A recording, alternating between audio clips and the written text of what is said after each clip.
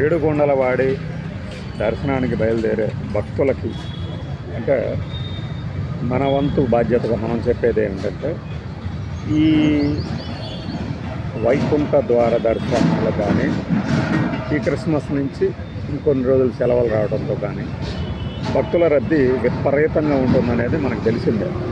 అయితే ఆ రద్దీ అనూహ్య స్థాయికి చేరిపోయి రద్దీ గురించి వార్తలు ఎక్కువ వినడంతోనే ఇంకా ఆతృత పెరిగిపోయి కౌంటర్ల దగ్గర ఎగబడుతున్నారు.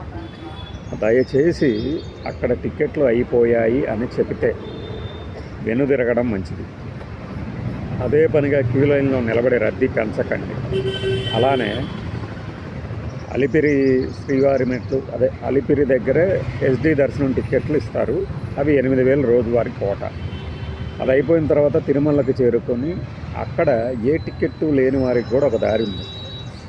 ఆ దారిలో వెళ్ళి నిలబడితే అది 10 గంటలు 15 గంటలు ఎన్ని గంటలో సమయం ఇస్తుంది.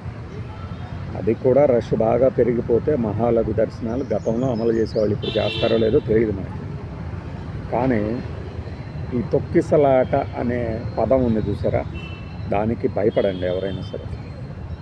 మనము భక్తులుగా దేవుణ్ణి దర్శించాలనుకుంటాం.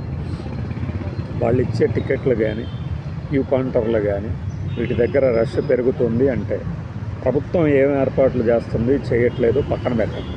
మన వంతుగా మనం సంరక్షణ మనం తీసుకోవాల్సిందే. సోషల్ మీడియాలో వచ్చే వదంతులు నమ్మొద్దు అని ప్రభుత్వం ప్రకటనలు ఇస్తుంది, ఎస్పీలు చెప్తారు, అందరూ చెప్తారు, బాగానే ఉంది. కానీ అసలు సమాచారాన్ని ఎప్పటికప్పుడు టీటీడీనే చేరవేయాలి. నాకు తెలిసి ఈ తిరుమలలో రేపు వైకుంఠ ద్వార దర్శనాలకి కొన్ని రోజులు ఏ టికెట్ లేకపోయినా కూడా కొన్ని దర్శనాలకు అనుమతి ఇచ్చారు. ఆ రోజులు ఏంటి అనేది తెలుసుకోండి. మీరు వెళ్ళాలి అనుకుంటే ఆ రోజులు చూసుకొని అక్కడ రష్ ఎంత ఉందో చూసుకొని వెళ్ళండి. అంతేగాని ఏది పడితే అది, ముఖ్యంగా రాజకీయ పార్టీలకు సంబంధించినటువంటి ఐడియాలు కానీ సోషల్ మీడియా యూట్యూబ్ గొట్టాలు కానీ ఈ 10-15 రోజులు అంటే సంక్రాంతి వరకు వాటి జోలికి పోకుండా ఉంటే బెటర్. టీటీడీని కనుక్కోండి, ఎంక్వైరీ చేయండి, నెంబర్లు ఉంటాయి, హెల్ప్ లైన్ నెంబర్లు ఉంటాయి. నా సలహా ఏమిటంటే ఇప్పటికే విపరీతంగా రద్దీ ఉంటుంది కాబట్టి వైకుంఠ ద్వార దర్శనాల వరకు డిసెంబర్ 30 నుంచి ఆ రోజుల్లో ఏ టికెట్లు లేని వాళ్ళు దర్శనాల కోసం వెళ్ళవద్దు. సింపుల్గా మిగిలిన రోజులు అంటారా, ఇప్పుడు ఈ 27 నుంచి 30 లోపు అప్పుడు కూడా రష్ కొనసాగుతుంది.